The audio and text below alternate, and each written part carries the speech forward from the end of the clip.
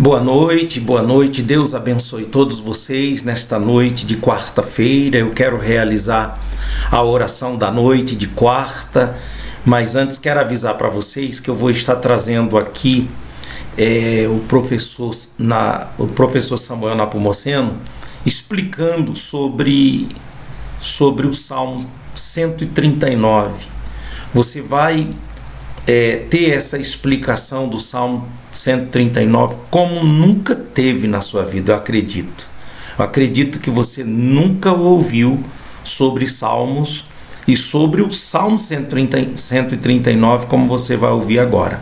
Mas antes, deixa-me orar por você, deixa-me abençoar a sua noite, assim, através da minha oração, para que você venha dormir bem, para que você esteja bem com a sua esposa, seu marido, sua família.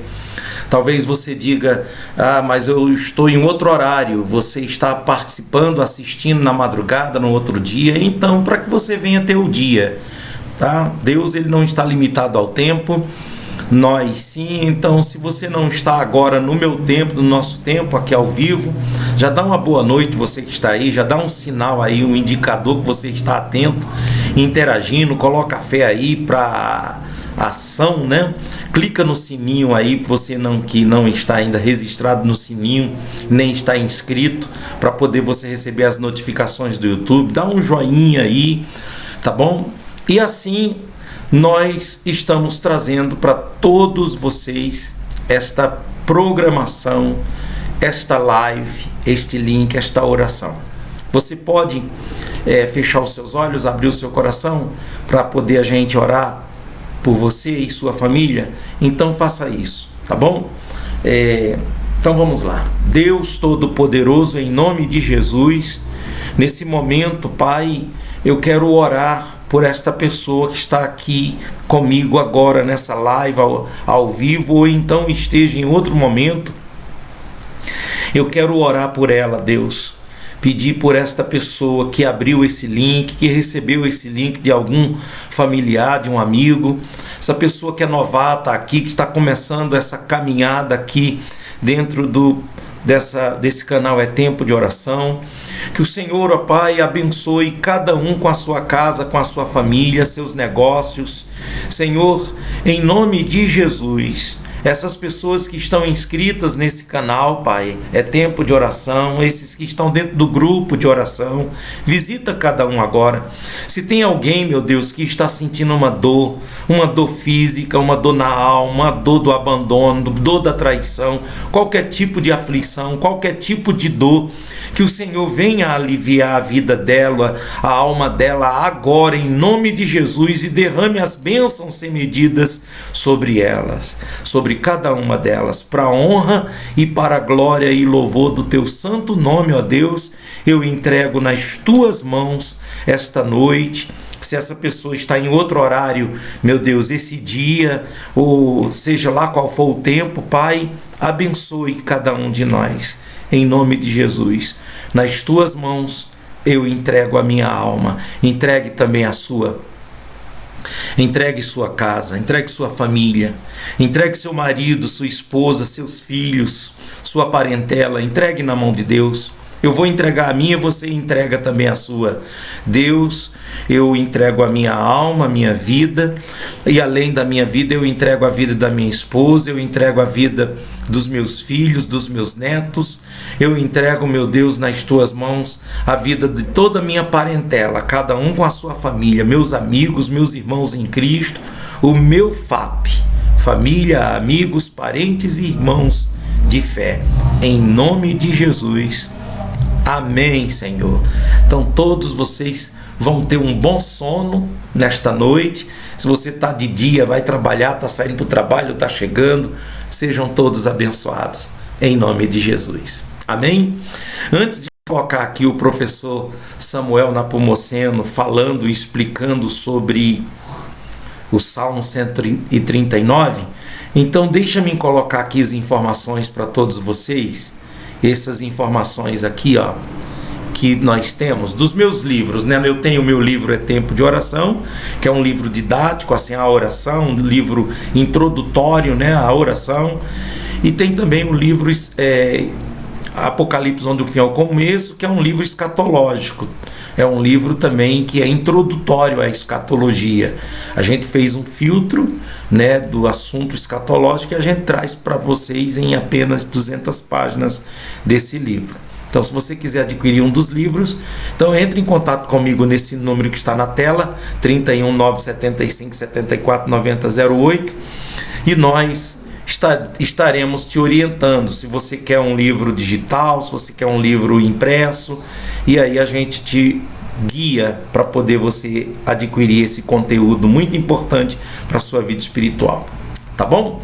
E se você quiser ajudar com seu dízimo, aqui o canal é Tempo de Oração, Ministério Tempo de Oração, a chave do Pix é o CNPJ do Ministério 55520-474-1000 ao contrário, -56. Que Deus abençoe vocês que já têm feito isso. Se você puder fazer todo mês, porque todo mês tem despesa, então nós agradecemos a você e estaremos tocando a obra de Deus, levando o reino de Deus ao coração das pessoas que ainda não estão dentro desse reino, que ainda não fazem parte do reino de Deus. Esse é o nosso trabalho através de redes sociais, da comunicação, através de reuniões, enfim. Nós estamos aqui a serviço do reino de Deus. Tá bom? Deus abençoe. Vamos então agora com o professor Napomuceno falando sobre o Salmo 139. Você vai simplesmente amar. Deixa-me desligar aqui meu microfone para ficar bem claro o que ele está falando, embora ele já fala baixo, né? É o estilo de pessoa, né? Ele fala meio baixo, o Juliano fala mais baixo ainda, né? E a gente fica naquela luta de aumentar o microfone, mas tem limite também aqui de aumentar. Então aumenta teu volume aí. Vai lá, vamos lá.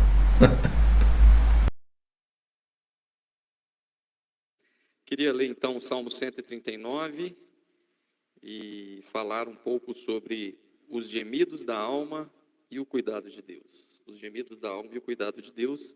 O Salmo 139 é certamente um dos salmos mais bonitos dos 150, né, que existe aí nas Escrituras. Esse é um salmo de Davi e com certeza na minha categoria dos mais belos salmos, o Salmo 139 está aí, talvez no top 3 aí. Ele é realmente muito bonito, muito profundo e tem muita riqueza para nós, né? Você pode deixar ele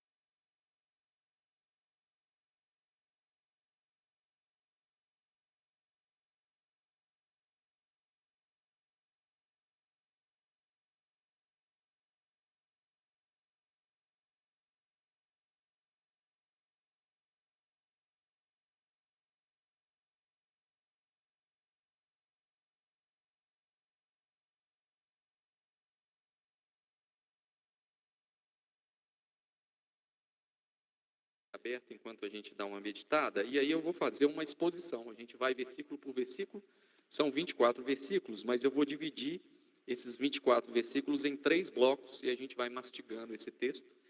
Quem gosta muito de pregar assim são os reformados, né? Eles gostam muito de texto expositivo e realmente é muito bom, é muito rico, mas, como eu disse, o Salmo 139, ele mostra como que a alma, especialmente por ser um texto poético, né? O livro dos Salmos é uma poesia, né? A palavra salmo significa poesia que pode ser cantada, e esse salmo, inclusive, já virou tema de muitas canções religiosas ao longo da história, até no meio evangélico tem muitas músicas bonitas sobre esse salmo. E o que me chama mais atenção é essa liberdade da alma.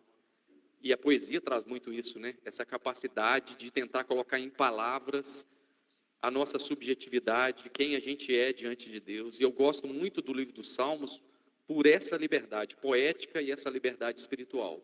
Ele não está preocupado com doutrinas, os Salmos não está preocupado com tentar impressionar Deus com palavras adequadas, né? Se os Salmos são orações, você encontra essa oração aqui, que é uma oração de rendição, que começa declarando o quanto a gente é confuso, ambíguo, né? Ambivalente, e termina adorando a Deus.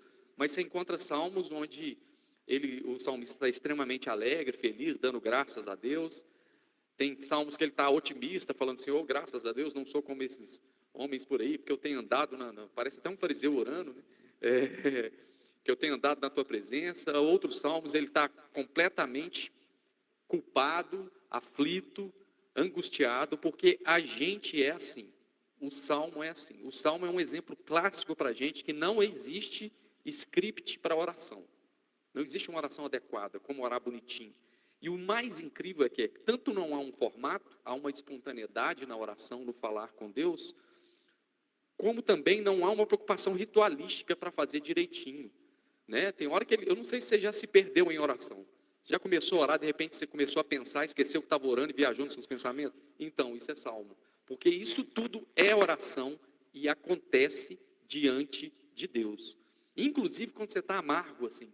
Você já fez uma oração que você começou orando e você estava atribulado com alguma coisa, você estava amargo, sei lá, desabafando com Deus sobre o seu trabalho, que estava muito ruim, e aí você começou a resmungar. Esse resmungo é salmo, você está entendendo? É isso que eu acho lindo. Essa resmungada, essa é um divã com Deus. Inclusive tem até um livro do reverendo Caio Fábio, né, que é um comentário existencial do livro de Salmos, onde chama No Divã com Deus. Porque tem isso. Ele torce para acontecer alguma coisa contra os inimigos. Tomara que isso não aconteça, tomara que ele vai dando sugestões para Deus na caminhada. E isso é muito bonito, porque a gente às vezes fica com medo de Deus por expressar o que a gente pensa e sente diante dele. E a oração, como diria Martim Lutero, é um suor da alma. A gente tem que usar o recurso da oração, da meditação, né, dessa atenção plena em Deus, justamente para o nosso autocuidado, né, para a nossa vida espiritual. Então, eu acho isso muito bonito, porque me faz lembrar do apóstolo Paulo falando lá no livro de Atos, capítulo 17, ele diz... Aí, muito bem. O apóstolo Paulo fala no livro de Atos, capítulo 17, que nele existimos, nos movemos e respiramos. E às vezes a gente tem uma certa desconfiança da presença de Deus em nós, do cuidado de Deus em nós, em determinadas estações existenciais que a gente vive. Então às vezes a gente dá a pensar, mas isso aqui Deus não está presente. Pelo contrário, o Salmo 139 principalmente, ele vai dar um relato de como que Deus está presente em tudo. Na hora mais difícil, na hora mais negra, na hora mais escura, na hora mais culpada, Deus nos conhece por completo. E isso é de uma riqueza enorme, porque a nossa tendência é, ao reconhecer que a nossa vida é um flagrante diante de Deus, nosso medo é ficar com medo de Deus, achar que a gente é uma surpresa para Deus. E aí, no meio religioso, a gente faz aquelas orações que a gente tenta impressionar Deus com palavras, né? Quantas vezes a gente até prega para Deus, né? Senhor, mas na tua palavra diz, como se Deus não soubesse da sua própria palavra. Então a gente fala versículo para Deus na palavra, a gente começa a usar a palavra que não é nossa e a gente não é a gente. E o mais incrível, que quanto mais humano, mais a gente, mais conhece-te a ti mesmo, como diria a filosofia, mais espiritual a gente é, mais verdadeira a gente é, mais oferta de sacrifício vivo, quebrantado e contrito no altar Deus recebe. Então, o livro dos Salmos tem essa riqueza, não está preocupado com essas teologias, é um livro da imperfeição, é o livro às vezes da soberba, é o livro às vezes do ódio. A poesia tem essa liberdade e Deus vai perpassando por tudo isso, né? Eu acho isso muito bonito, por isso que eu gosto muito desse texto. Então, nos Salmos há declarações de fé, dando graças a Deus, persegui os inimigos, alcancei, contigo saltarei as muralhas. Há declarações de falta de fé. Cadê, Senhor? Está todo mundo olhando para frente, onde está o seu Deus? Gente, você falar isso com Deus, né? Parece falta de fé, não é não. É a fé com cara de falta de fé, Senhor, até quando? Não é colocar Deus na parede, isso é um desabafo. Isso é andar com Deus, intimidade com Deus tem que ter essa liberdade, às vezes poética, às vezes intrínseca, né? Muito bonito isso. Declarações de culpa, de ação de graça, de raiva, de decepção, é um divã com Deus. E uma frase que eu sempre leio, que eu gosto demais do teólogo Russell Shedd, quando ele comenta sobre os Salmos, ele fala: os Salmos mostram que o conhecimento intelectual não é suficiente. O coração deve ser tocado pela graça. Fé não é você sair do misticismo e ir para um racionalismo. Não é isso. Às vezes a gente passa por essas estações na nossa caminhada. Sai do ambiente extremamente místico, assim, supersticioso, de acreditar em poderes materiais, em objetos sagrados. Aí fica extremamente racional e seco. Não tem que tocar o coração. Fé tem que ser aquele que você olha, minha alma sabe muito bem a expressão que ele vai usar. Fé é essa coisa que penetra a alma. É a diferença de emoção e emocionalismo, né? Às vezes no meio religioso a gente apaga a luz, faz o emocionalismo, toca o teclado bonitinho. Tá, isso conduz, mas a emoção verdadeira é quando você sabe quem é Deus lá no fundo, assim. Mesmo sendo você um ser imperfeito. Porque a gente acha que o amor de Deus está condicionado ao nosso comportamento, né? Que Deus vai nos amar mais se a gente comportar direitinho. E ao contrário, Deus nos ama de maneira incondicional e é o amor dele que nos faz melhorar no comportamento, no dia a dia. É porque a gente às vezes tem essa dúvida acerca do amor de Deus. E aí o Salmo 139 vai trazer isso para nós. É o Salmo de Davi que ora a Deus onipotente, mesmo reconhecendo ser ele um homem limitado, pequeno e ambivalente. E aí nessa oração, que é uma oração, eu vou frisar aqui algumas orações que ele faz, que eu gostaria que você pensasse, se você não já passou por essas estações, está passando, ou quem sabe essa reflexão não pode te ajudar aí a entender um pouco mais de Deus. Vamos ler o Salmo 139, então, depois dessas considerações iniciais acerca da liberdade da poesia dos Salmos, né? Muito bonito. Diz assim, versículo 1, nós vamos até o 5 primeiro. É onde ele fala sobre que a vida é um flagrante diante de Deus. Senhor, tu me sondas e me conheces. Sabe quando me assento e quando me levanto. De longe penetras os meus pensamentos. E a gente, às vezes, é angustiado porque não ora uma hora. Né? Diz assim, eu não sou um homem de oração, eu só oro 15 minutos. Calma, senhor. Que agonia é essa? De longe ele penetra os seus pensamentos. Ele já sabe. E ele continua. Esquadrinhas o meu andar. Né? Uma outra tradução lá do Eugene Peterson, né? Investiga o meu andar, o meu deitar e conhece todos os meus caminhos. Isso aqui, a gente às vezes, se a gente vê Deus como um ser assombroso, a gente fica com medo, né? Não conhece todos, aquilo que eu faço no escuro, aquilo que eu faço sozinho. A religião tem essa coisa horrorosa, assim, de ver Deus contra nós. Por isso que Lutero, na Reforma, teve que fazer toda uma teologia chamada de Christus por mim, porque a gente via Deus sempre contra a gente. Então, você tinha que pagar uma penitênciazinha, né, uma indulgênciazinha para Cristo ficar a seu favor. E a gente é assim, vai criando mecanismos de barganha.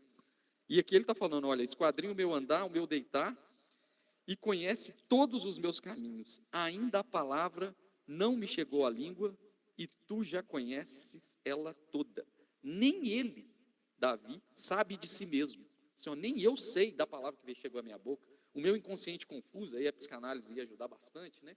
Ajuda bastante, Freud, a gente não consegue compreender a gente mesmo, mas o Senhor já sabe. E aí, ao saber disso, no versículo 5 fala, mesmo sabendo de tudo isso, conhecendo a minha vida, porque de perto, gente, a gente é assustador de perto. Por isso que quando a gente casa, nossa, Deus, quando se celebra casamento é assim, no namoro é assim, casou, não imaginava, é porque de perto, gente, todo mundo é assim.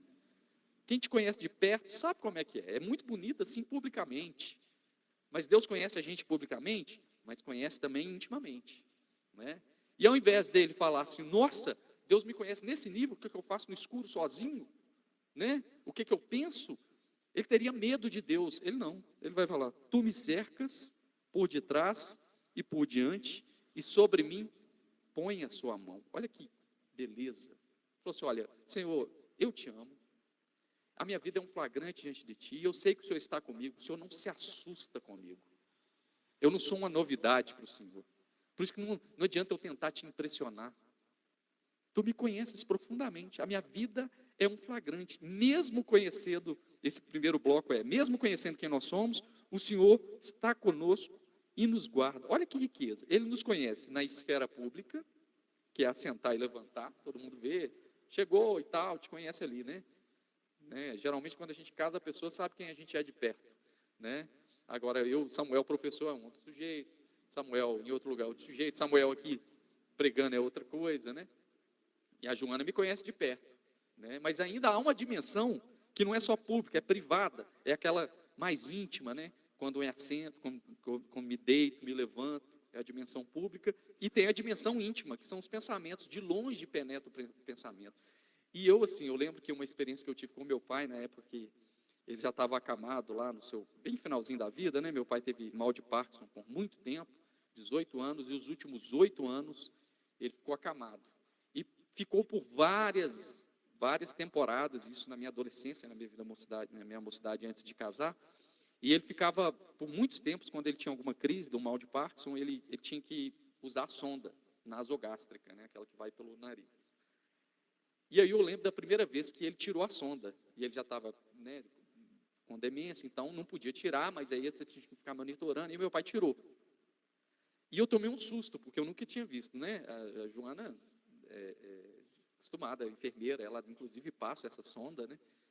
Olha como é que o texto nunca esteve tão vivo para mim quando meu pai tirou a sonda. Porque a sonda era um canudinho que vinha até aqui, você vinha e colocava o alimento ali, né? A dieta ali na pontinha da sonda. Mas ela aparecia visivelmente do narizinho para cá, um tanto assim. Quando ele tirou, o negócio vai lá no fundaço do nosso interior. Na hora que meu pai tirou, no dia de manhã, falei com a minha irmã, nossa, Soraya, que é a minha irmã, Soraya, o papai tirou a sonda. E aquele tantão assim de sonda. Na hora que eu vi aquilo, tu me sondas e me conheces. Lá no fundão, Deus conhece. E o nosso medo é achar que a vida é um que a gente vai correr de Deus. Mesmo nos conhecendo tão profundamente, tu me cercas por detrás e por diante, e sobre mim põe a tua mão. Deus está sempre colocando a mão para trair. A gente pensa, tu me cerca, me vê que eu sou todo assim, e vai sobre mim descer o cajado, como diria um bom crente, né? A gente inclusive gosta de pregação legalista, a gente fala, hoje foi uma bênção, foi um cajado, que é surra. A gente vê Deus assim, não é como aquele Deus que quer cercar, que quer adiantar, quer pôr a mão sobre nós, né? Olha que lindo. Mesmo sendo esses seres ambivalentes, né? Tu me cercas por detrás e por diante, e sobre mim põe a sua mão. O Senhor cuida de nós em meio às nossas contradições, ambiguidades e ambivalência. Ainda a palavra não me chegou. Quantas vezes eu tentei orar e não consegui? Você sabia que o silêncio é uma oração? Às vezes eu comecei cheio de boa vontade, hoje eu vou orar muito. Não consegui. Isso é oração. Ficar em silêncio diante de Deus, né?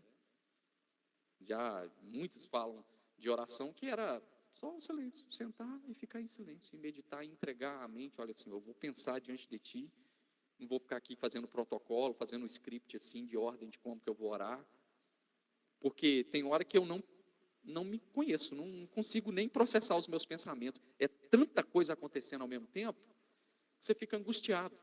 E você acha que você se conhece? Você não se conhece. Pegando a Bíblia mesmo, Jesus, do alto da cruz, disse, Pai, perdoa-lhes, porque não sabem o que fazem.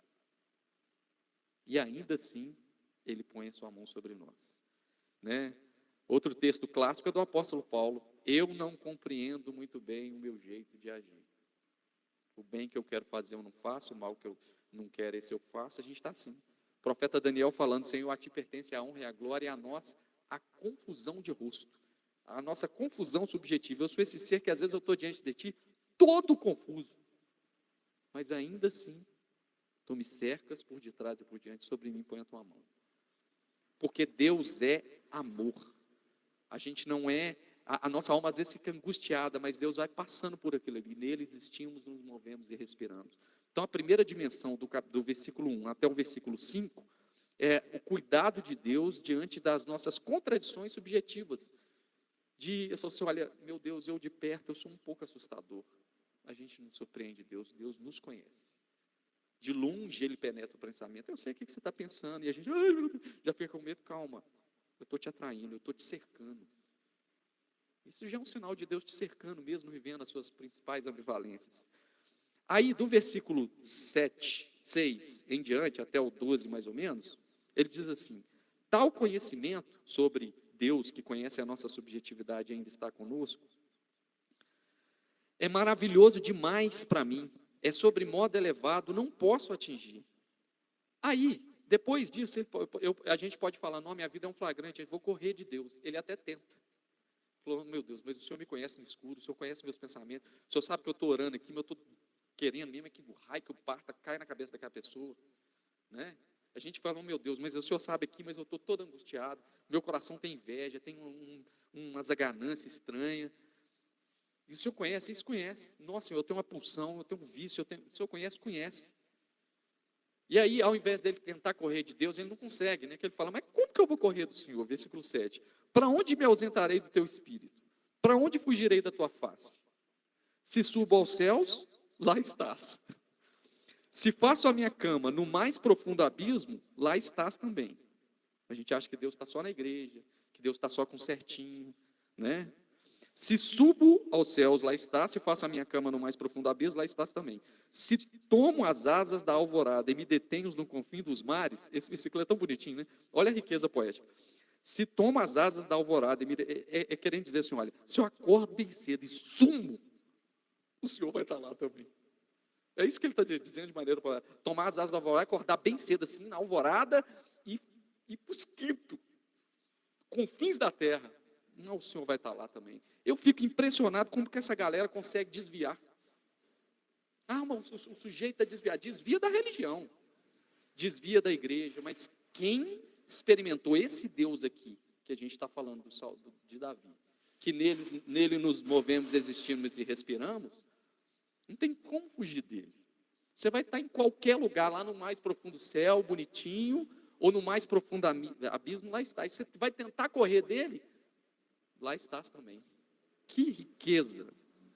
Ainda lá haverá de me guiar a sua mão, mesmo nas situações mais difíceis. Se eu digo, olha o versículo 11, com efeito, as trevas me encobrirão, a luz ao redor de mim fará noite. Isso aqui, versículo 11, é como diz, se eu dizer agora, agora já era. Eu poderia até usar uma gíria, né? Agora ferrou, agora não dá mais não.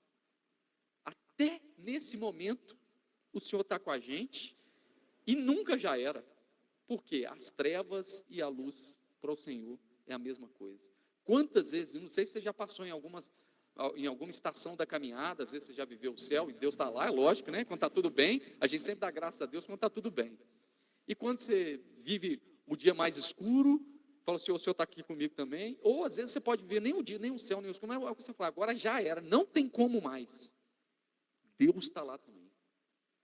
Porque as trevas e a luz são a mesma coisa. Se eu digo, as trevas com efeito me encobrirão e a luz ao redor de mim se fará noite, até as próprias trevas não te serão escuras, pois as trevas e a luz são a mesma coisa.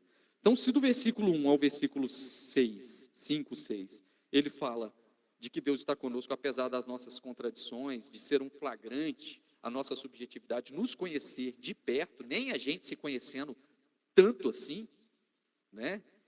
Do versículo 7 até o 12, ele vai falar de situações exteriores, e que Deus está. E ele fala de 3, né?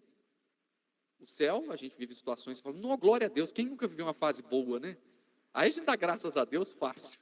Aí é bom demais, glória a Deus, deu tudo certo, Deus abriu as portas, foi maravilhoso, vive, o Senhor estava lá. Agora a gente às vezes vive o abismo. Você não lembra de situações que você viveu, que você orou o abismo? Eu lembro, eu poderia citar muitos na minha caminhada com Deus. Eu lembro, por exemplo, quando eu tinha 23 anos, já tinha 5 anos trabalhando no supermercado, como repositor de frios, eu fiz uma oração dentro da câmara de congelados do supermercado. Ajoelhei, Falei, meu Deus, eu não posso pedir conta desse trabalho, meu pai está doente em casa, eu não posso sair desse trabalho, mas eu não posso ficar nesse trabalho. Eu preciso do seu socorro. Lá no mais profundo abismo, que ali para mim era gelado, o Senhor lá estava, ouvindo essa oração, né? Lembro também lá no Espírito Santo, eu fazia sempre uma oração em um momento profissional angustiante. Eu descia ali na terceira ponte de Vila Velha e fazia uma caminhada atrás do shopping Praia da Costa até a escola que eu ia, e eu não estava satisfeito com o ambiente profissional, estava completamente horroroso o que eu estava vivendo, não era uma experiência boa, e eu orava, eu falei assim, olha, aqui está com cara de abismo existencial. E cada um sabe qual que é o seu próprio abismo, cada um sabe, mas tu lá estavas. E já vivi situações profissionais também, que era o céu pleno, de sair de uma aula maravilhosa, de alunos aplaudirem, igual recentemente quando eu dei aula aqui, sabe, fiquei 2 meses cobrindo um professor numa escola aqui, e aí eu lembro de um 9º ano, quando eu terminei a aula, os meninos aplaudiram cerca de 15 minutos, assim, eu me senti o filme Ainda Estou Aqui, lá em Veneza, assim, sabe, os meninos, isso tudo era Deus. Eu falei, olha que coisa, né, lá estás também.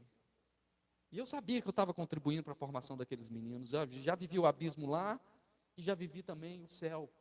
Quantas vezes vivi situações maravilhosas, gente, que coisa linda, mas a gente sempre vê Deus só na coisa linda, né? Mas a gente tem que ver que Deus também está lá no profundo abismo junto com a gente. Ou pior, às vezes a gente pode viver estações que você fala, agora já era, realmente não tem jeito. O dia virou noite, as trevas me encobriram, ferrou, agora já era. Não, não já era, tu lá estás, porque as trevas e a luz são as mesmas. Gente, essa é uma oração assim, é a vida como ela é, né? É um retrato de como Deus é, e a vida é assim. Então ele começa a falar de situações exteriores, ainda que eu diga, agora já era.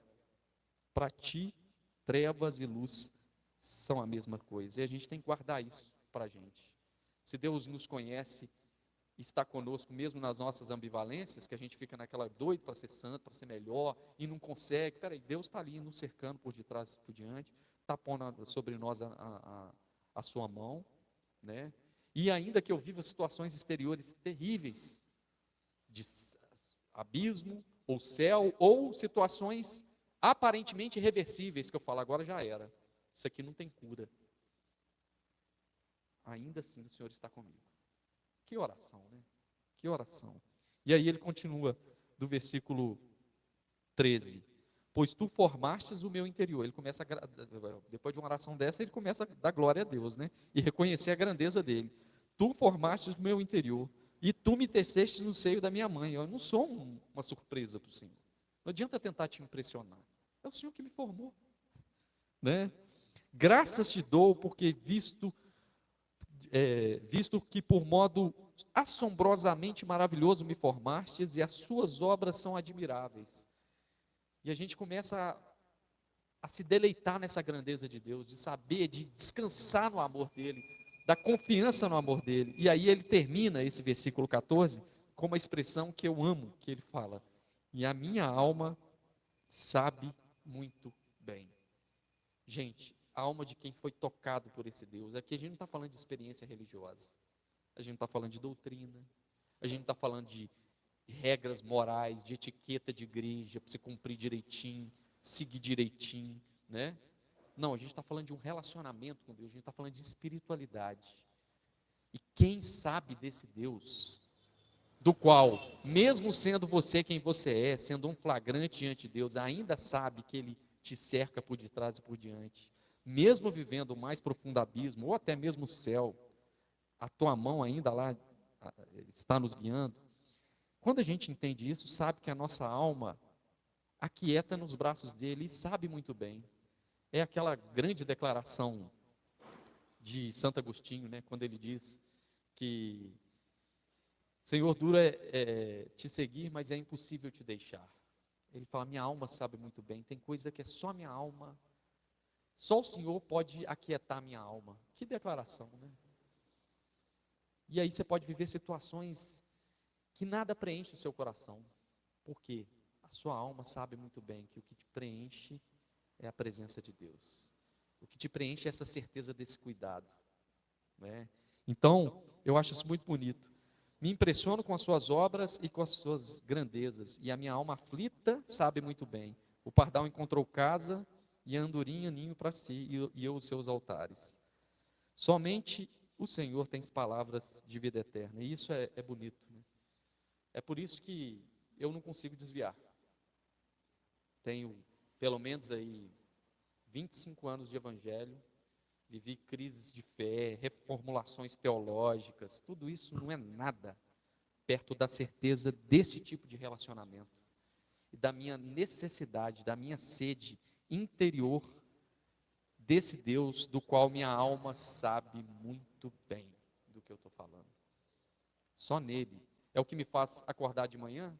Se eu não tivesse aqui agora, por exemplo, nesse domingo de manhã, estivesse dormindo, vendo Netflix, fazendo outra coisa, você acha que o raio que eu parta ia vir sobre minha cabeça, a ira de Deus? Lógico que não. Por que eu estou aqui? Porque minha alma sabe muito bem. É só nele que eu encontro. Ah, mas eu poderia fazer isso em casa, tranquilinho, poderia. Mas Deus resolveu ser amado no próximo. Deus para mim tem a cara do Juliano, da Jamílis, de todo mundo aqui. É isso. Minha alma sabe muito bem, minha alma é abraçada nisso.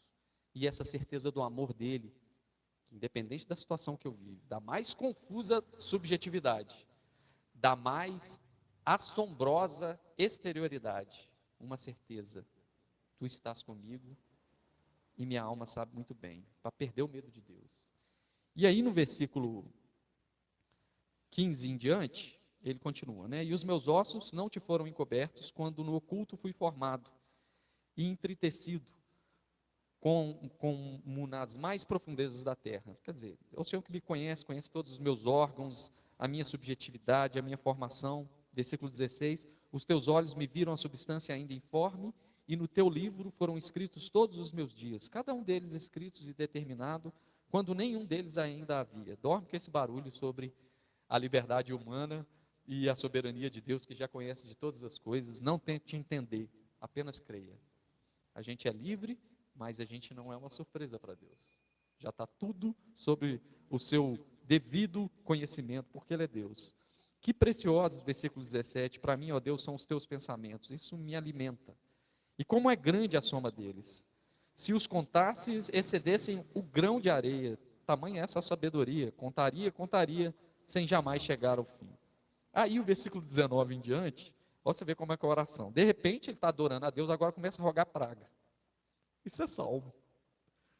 Começa a rogar praga. Ele falou assim, ó, tomar, ó Deus, desce cabo do perverso. Isso aqui não cabe no Novo Testamento, né? Não cabe. Apartai-vos, pois, de mim, homens de sangue. Eles se rebelam insidiosamente contra ti, e como teus inimigos falam malícia. Não aborreço eu, Senhor, os que te aborrecem, e não abomino os que contra ti se levantam? Aborreço com ódio consumado. Olha a alma dele sendo sincera diante de Deus. É lógico que aqui não é nenhum convite para odiar o inimigo. Inclusive Jesus vai dizer para a gente que a gente tem que amar o inimigo, porque amar o amigo, né, até qualquer um faz, né? Então o convite do evangelho, mas ele está sendo sincero. Olha, Senhor, tem um monte de gente que se levanta contra nós. Aí você tem que fazer a leitura contextual de uma época de pelo menos 3 mil anos atrás, onde tinha uma outra percepção de como Deus se revelava para eles, e vinham os inimigos, os filisteus, com ódio consumado. Eu também os aborreço. Tomara que o Senhor dá cabo a eles. Mas ele continua, ao mesmo tempo que ele faz essa oração pedindo proteção, porque ele está debaixo de ameaça. Aí vem o versículo 23 e termina com mais uma oração bonita. Sonda-me, ó Deus, concluindo o salmo. Conhece o meu coração. Prova-me e conhece os meus pensamentos. Vê se há em mim algum caminho mau e guia-me pelo caminho eterno. E ele termina falando, Senhor, eu estou aqui, eu tenho certeza do teu amor sobre mim, que o Senhor me cerca por detrás e por diante, põe a sua mão sobre mim, mesmo sendo esse ser confuso, que faz terapia e ainda não se conhece. Eu tenho certeza do teu cuidado sobre mim, ainda que eu diga, ferrou tudo, já era.